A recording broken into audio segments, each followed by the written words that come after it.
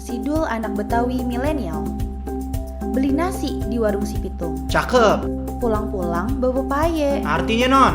Oi, pendengar yang banyak untung. Salam Betawi, satu budaya.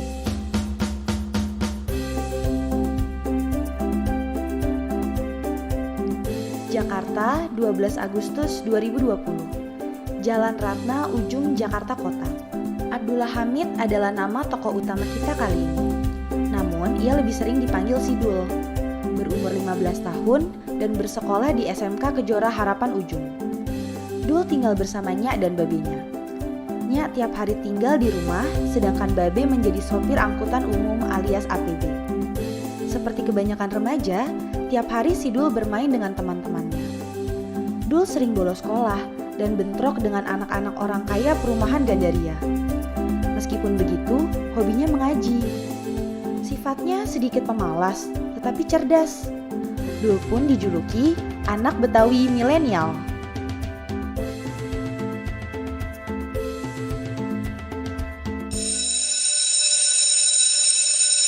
Sekolah pukul 9 pagi di ruang wali kelas. Dul, kenapa kamu datang terlambat? Saya bangun kesiangan, Bu. Karena saya tidur kemalaman. Memangnya apa yang kamu lakukan semalam? Sampai-sampai kamu bisa bangun kesiangan begini? Saya ngerjain PR, Bu. PR yang Ibu kasih minggu lalu.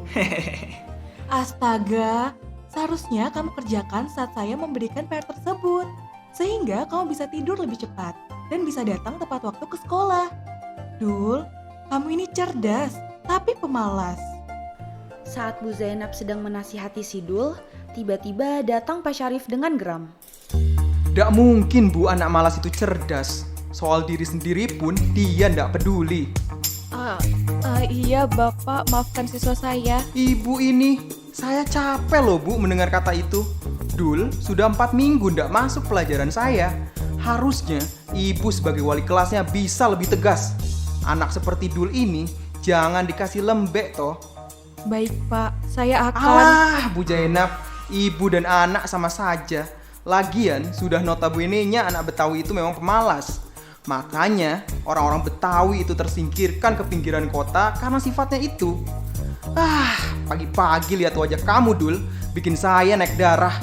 Sebagai wakil kepala kesiswaan, saya bisa membuat kamu tidak naik kelas, Dul. Setelah Pak Syarif meluapkan amarahnya, kemudian Pak Syarif pun pergi. Terlihat wajah Dul yang amat kesal dengan pernyataan Pak Syarif tentang dirinya dan juga tentang anak Betawi yang pemalas. Dul, sudah tidak usah dimasukkan ke hati. Saya akan memaafkan kamu. Tapi ingat, jangan lakukan kesalahan ini lagi ya. Iya, Bu. Terima kasih ya. Saya nggak akan ngulang kesalahan yang sama lagi. Ya udah, kalau begitu, sekarang kamu masuk kelas ya. Sementara itu di rumah Sidul, terlihat Babe bersiap pergi bekerja. Nyak, Babe berangkat dulu ya. Ntar dulu be. Babe bawa ini dulu ya. Hand sanitizer. Dah, hand sanitizer. Bahasa Indonesianya penyanitasi tangan. Iya be, sama aja. Ya udah ya, Babe berangkat. Atuh lagi be. Dah bujuk, apalagi sih? Tuh be, maskernya yang bener nape? Udah kayak burung gak ketutup. Pan lo dikate. Nggak betah gue pakai tutupan mulut gini-ginian. Jigong gue suka nempel. Aduh be, bukan masalah jigong. Ingat be, kita lagi di zaman kenormalan baru. Nanti kalau kenapa-napa gimana? Nih gue mah kuat. Nggak mempan korone. Sini korone hadapin gue. Si Samson Betawi dari Rawe Belong. Aduh, babe jangan gitu ngape be. Nanti kalau babe... Udah, lu nggak usah selempang. Babe berangkat dulu ya. Tapi be, bukannya apa-apa, kita kan kudu waspada be. Udah, see you everybody, bye-bye. Be, babe. Ih, si babe mah. Ini pan bakal keselamatan dia juga. Aye pan cinta mati ame babe. Ntar kalau babe kenapa-napa gimana? Ih, nauzubillah, amit-amit. Begitulah kehidupan Dul dan keluarganya. Semua berjalan seperti biasa dan menyenangkan. Hingga suatu hari datang kabar yang mengejutkan dari Babe. Teman Babe membawa kabar yang sangat mengejutkan, di mana kala itu si Dul sedang mengaji di kamarnya dan mendengar keributan. Nyak. Ye, bentar. Siapa sih? Elu Tong. Kenapa? Mana Babe? Biasanya udah balik. Anunya, ya Allah, babenya. Babe, anunya. Anunya? Kenapa anunya? Kejepit. Aduh, bukan anu yang entunya. Terus apa dong? Babenya. Iya, kenapa sih Babe? Babe kena koronenya. Hah? Korone? Dul, ya Allah Dul.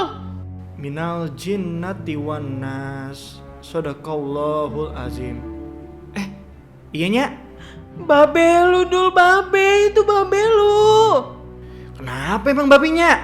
Babe lu kena korone Dul. Ya Allah, padahal udah nyakate Dul. Babe lu tuh pakai masker, jangan kayak burung gak ditutup. Terus Babe lu bilang katanya bau jigong. Itulah pokoknya. Hah? Iya Dul, Babe kena razia di Dishub tadi. Udah disuruh tes, hasilnya Babe lu kena corona tuh jadinya. Ya Allah, si Babe. Nyak.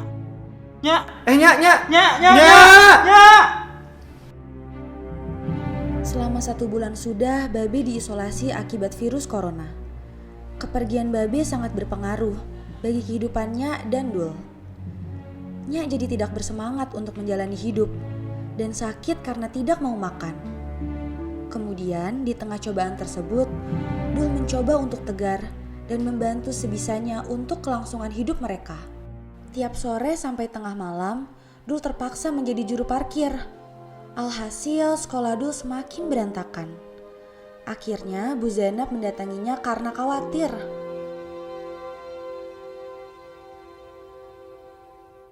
Assalamualaikum Dul. Dul, Waalaikumsalam. Loh, Bu Jenab? saya kira kamu ada di dalam Dul. Kamu dari mana? Nyak juga di mana? Aye dari Indo April depan Bu. Jadi juru parkir. Nya lagi dalam tuh. Di dalam? Iya Bu, mari sini. Silakan duduk dulu ya Bu. Ditunggu dulu sebentar. Dul, aneh. Biasanya Nyak akan menyambut tamunya jika memang di dalam. Nih Bu, tehnya diminum. Terima kasih. Dul, Nyak ada? Nya ada Bu di dalam. Nyak kenapa? Tidak biasanya raut wajah kamu kusam seperti itu? Nya sakit Bu, udah sebulan. Kepikiran Babe. Dulu juga harus kerja jadi kang parkir. Baik. Ibu mengerti. Karena itu kamu tidak masuk sekolah ya? Pasti sangat berat buat kamu. Iya Bu, maafin dulu ya. Tidak apa-apa. Sebenarnya ibu kesini mau ngajak kamu ikut olimpiade matematika. Olimpiade? Kenapa malah Aye Bu? Masuk sekolah aja jarang. Nya juga sakit Bu. Babe juga masih diisolasi di RSUD. Dul, ibu pernah bilang kan, kamu cerdas tapi pemalas. Itu karena kamu sering bolos. Tapi nilai matematika kamu selalu bagus. Selain itu, olimpiade ini juga sebagai ajang pembuktian kamu kepada Pak Syarif bahwa anak Betawi itu tidak seperti yang beliau pikirkan. Tapi dulu gak yakin Bu. Dul, lihat ibu. Kamu tidak usah khawatir. Setiap sore, ibu akan datang ke sini melatih kamu. Juga membawa materi hari ini untuk kamu. Kalau sudah begini, kamu tidak usah khawatir kepada nyak kamu. Karena kita bisa ngawasin bareng-bareng. Iya Bu. Tapi dulu samanya juga butuh makan. Dulu juga harus jadi kang parkir. Dul, sampai babe kamu pulang, ibu akan bantu Dul dalam masalah ini. Tapi ada syaratnya. Syarat? Emang apa syaratnya Bu? Syaratnya, Dul harus juara. Dan buktikan bahwa anak Betawi bukan anak sembarangan. Tapi Bu... Dul, ibu percaya kamu anak yang baik. Baik Bu. Dul akan ikuti kata Ibu. Makasih ya Bu. Terima kasih banyak. Setelah pertemuan itu, Bu Zainab setiap hari datang untuk melatih dan mengajari Dul dengan persiapan yang matang. Bu Zainab pun juga bersama-sama membantu Dul dalam merawatnya. Nyak pun berangsur-angsur mulai membaik. Di sebuah kamar terlihat Dul sedang memijat tangannya.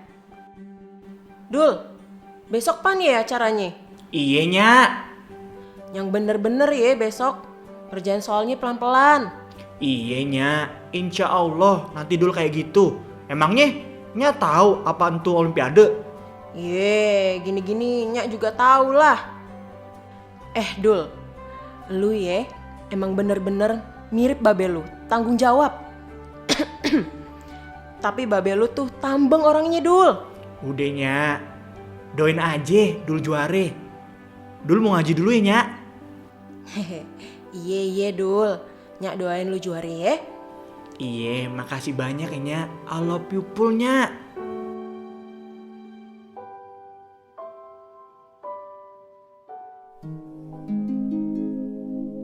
Hari yang ditunggu pun tiba.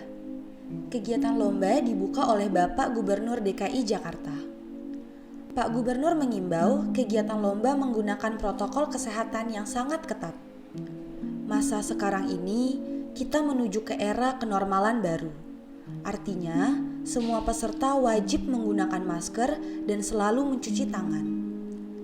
Kegiatan lomba di masa pandemi tidak semeriah tahun-tahun sebelumnya, karena hanya dihadiri oleh peserta, guru pendamping, dan tamu-tamu undangan. Dul sempat terpikir tentang Babe yang sedang diisolasi. Tetapi, Dul seperti yang Nyak katakan, dia tetap fokus dalam mengikuti kegiatan lomba. Selepas zuhur, tibalah pengumuman hasil lomba. Dul dan Bu Zainab menunggu hasil dengan penuh harap. Para juara mulai dipanggil. Dari juara harapan 3, harapan 2, harapan 1, terbaik 3, dan terbaik 2. Detak jantung Dul tidak karuan. Dul mengingat beberapa soal sulit yang tidak bisa dia kerjakan. Bu Zainab, maafin Dul ya kalau nggak juara. Gak apa-apa, Dul. Perkataan ibu yang kemarin hanya bujukan untuk menyemangatimu. Sampai sekarang ibu bangga sekali denganmu. Terbaik 1 atas nama Abdullah Hamid dari SMK Kejora Harapan Ujung dengan nilai 9,5. Berikan tepuk tangan yang meriah. Dul, kamu menang. Dul pun terkejut dan tidak percaya. Mimpi apa dia semalam pikirnya. Kemudian, Bu Zainab pun mengantarkan Dul pulang ke rumah. Sesampainya di rumah, Dul kaget dengannya yang tiba-tiba berlari menghampirinya. Dul! Nyak! Dul! Iya, Nyak! Babe lu pulang, Dul! Dul, anak Babe. Babe! Dul. Ini apaan, Dul? Ini Dul, Be. Juara 1 lomba Olimpiade Matematika, Be. Hah? Olimpiade? Iya, Be. Dul jadi juara 1 lomba matematika. Ya Allah, Be, gitu aja nggak tahu. Apalah tuh Olimpiade. Yang penting anak gue juara. Nggak sie-sie namain lu kayak di film si Doel. Woi orang kampung, abang, empok, anak gue, si Dul juara. Anak gue juara. Buset, Be. Udah. Dul malu nih. Bodoh amat. Woi abang, empok, encang, encing, uak, uyut, si Dul juara. Si Dul anak Betawi bisa juara. Dalam keadaan yang sulit, si Dul anak Betawi yang dicap sebagai anak pemalas akhirnya mampu membuktikan bahwa ia bisa menjadi juara dan membanggakan kedua orang tua dan gurunya. Pesan moralnya adalah sesuatu yang terjadi jangan dipandang negatifnya, tapi lihat hikmahnya. Karena segala sesuatu pasti ada bahagia di akhirnya. Tuhan selalu punya cerita. Jalan-jalan ke pasar baru. Cakep. Jangan keterusan sampai bablas. Artinya, Non?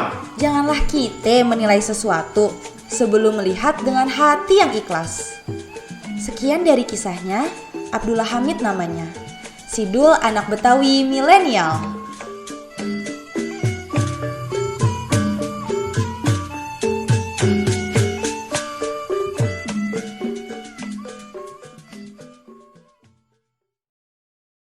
Kanal Dengar. Sekali dengar, literasi tersebar.